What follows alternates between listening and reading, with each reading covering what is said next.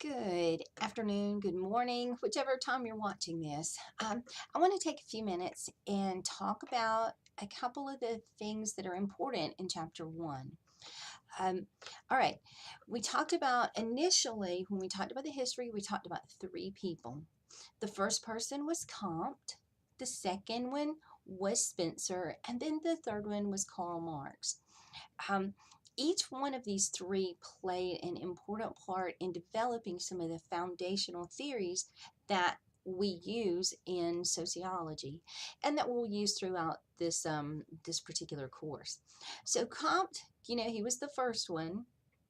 He was kind of the first father of sociology, if you will, but he was, he developed a desire to help other countries. Uh, when we talk about families, there are some families that just they seem to get it right no matter what happens to them, no matter what troubles or problems these families face. They they seem to handle it and then keep going forward. And so Compton noticed that about some countries during this time of a lot of unrest, especially the French Revolution. And he said, some of these countries just get it right, but some of them seem to just stay in a sense of anarchy and disorder and chaos, and they can't seem to get it right. So he said, if we can figure out the secret and we can figure out exactly what it is that they do, then this could be great. Then we could take, this knowledge, um, and we could give it to other societies. And if the other societies will do exactly what we're doing, then life will be good. They will, they'll be able to get get their society growing and organized and moving forward, and there shouldn't be any problem. So that was Comp's call, and that was his desire. And he, he had a big following because of it. Because, I mean, let's face it, it's honorable. Who doesn't not want to help other countries? Who doesn't want to get things right and get them better, for other countries and other people? So his big that was his call. And he said, a society um, needs to be together when they're doing something. All right, now let's put a pause on that just a second and think about you personally. How many of y'all have ever had situations where mom or dad or an older brother or sister said, "Hey, look, you you're just messing up here. This is the way that I do things. And if you will do it just like me, just like I do it, then you're going to be okay. There shouldn't be any problem at all if you'll just do it exactly like I do it. If you'll run your home like I run mine, if you'll balance your budget like I balance mine, if you'll take notes like I do or study like I do, you'll be successful and you won't have these struggles that you're having." I bet most all of you have at one time or another had someone say something like that to you. Probably so. Now, how did you take it? A lot of us probably went, "Whoa, wait a minute.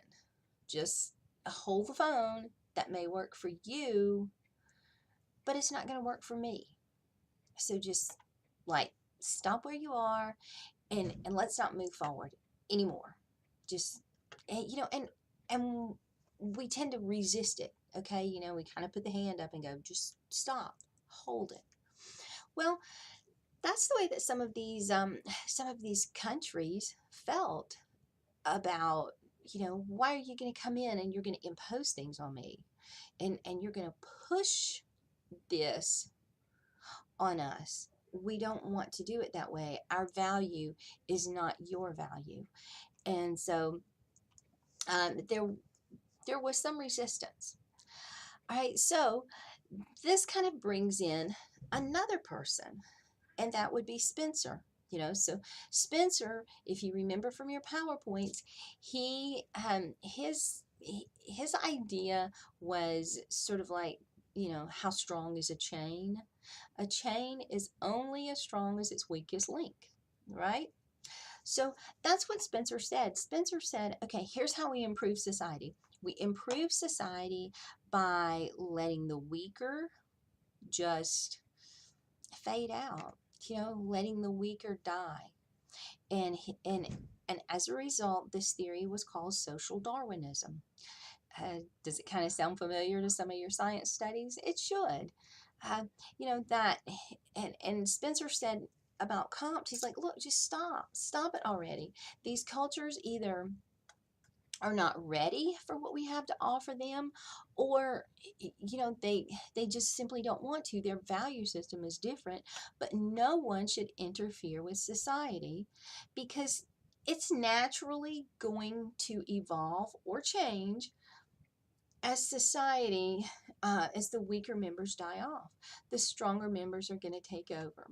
So that was Spencer's idea, and it kind of conflicted with Comte a little bit. So um, these are kind of the two different poles that we try to balance. One over here that we make sure everyone has everything and we all do it together, and then the other over here that says, nope, just leave it alone and let them naturally evolve at their own pace.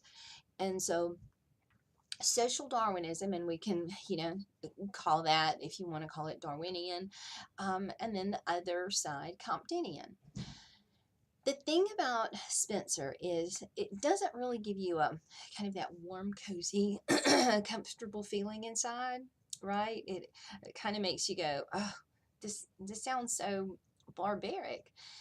It may make sense, but gosh, it's not exactly what it's not exactly how our value system works. If somebody's struggling, we don't just leave them alone and let them struggle. Uh, so these two form the basis of two of the different theories we'll look at in our next set of our next video. But then the third person that came in there is Karl Marx. Remember Karl Marx? Yeah, y'all remember him from history classes, and again, people don't have a lot of nice things to say about Marx. And Marx had some different ideas, and he wasn't exactly an economist. Some of his writings were kind of hijacked to develop an economic theory, but he himself is like, no, that's just no, this won't work, because of the human condition. Because there will always be the bourgeoisie or the wealthy that will exploit the workers, or what we call the proletariat. And so Marx said, if we want to end human suffering and misery, then what needs to happen is the proletariat, the workers, need to realize their power and come in and overthrow and take over the factories of the capitalists or the bourgeoisie. Because if the workers don't work and they don't build product, the capitalists don't have anything to sell, right? So, right there. But the key is the workers must be united in all of this. They have to be together, because if one says, well, I'm just not going to work, I quit, then somebody else will come replace them. So this will only work if 100% of the laborers or the proletariat decide this is what we're going to do. And but what Marx says is everyone in a society should have the same financial status. No one person should be seen as being more important than the other person. Just because your job or your vocation appears to have more value, that it doesn't matter if you're a researcher or you're an architect or a brain surgeon. Why should you have more access to money and things to take care of your family than the person that sweeps the streets and keeps the public restrooms cleaned up? Why, what did you do to get that way? And what Marx says is this person that keeps the streets clean and picks up our garbage. And I mean, Marx says that person has just as much a stake in society as other members do, that appear to have higher status jobs. So he said, again, everyone should work for sure. Nobody needs to just sit around, but work at your own ability, whatever that gift, whatever that talent is. If it's seeing numbers and you can be an architect or an accountant or an engineer, or whether it's seeing people and traits and you can be a teacher or a psychologist or a counselor, or you see the human body differently and you have that gift and talent to be a medical doctor. Whatever it is, you want cleanliness and order and organization, so you can be part of the janitorial staff. But whatever it is, just do it. So everyone should work according to their abilities and then receive according to their needs. So if this architect is single and does not have any children, why should this architect receive so much more money than this janitorial staff that has 2 children? So his idea, it was more of a utopian idea, not an economic system, but this utopian idea where we all work, we all give into the system, and then we all take out of the system only what we need. And need is a big word, but the word that is left off from, that Marx kind of did not really have a handle on, is another 4-letter word too, and it's called want. All right. So what is it that motivates us to work really hard?